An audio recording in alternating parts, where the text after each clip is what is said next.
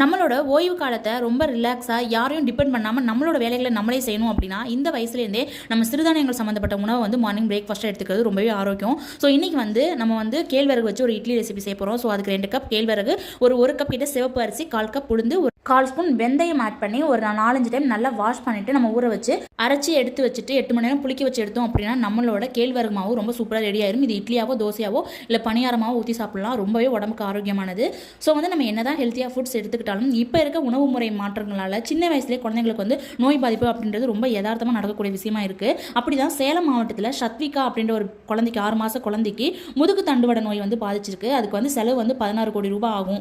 அந்த பாப்பாவோட பேரண்ட்ஸ் வந்து 15 லட்சம் வரை செலவு பண்ணியிருக்காங்க. இதுக்கப்புறம் அவங்கள்ட்ட சுத்தமாக மணியே இல்லை அப்படின்ற சூழ்நிலையில் பேப்பரில் வந்து அட்வர்டைஸ்மெண்ட் வந்து கொடுத்துருக்காங்க. ஸோ அவங்களோட நம்பரை வந்து நான் ஃபஸ்ட்டு கமெண்ட்லையும் அதுக்கப்புறம் வந்துட்டு வீடியோட எண்ட்லையும் கொடுக்குறேன். ஸோ உங்களால் முடிஞ்ச ஹெல்ப்பை ஒரு ரூபானாலும் நீங்கள் அவங்களுக்கு பண்ணீங்க அப்படின்னா அது அந்த குழந்தைக்கு நம்ம செய்கிற மிகப்பெரிய பேருதவியாக இருக்கும்.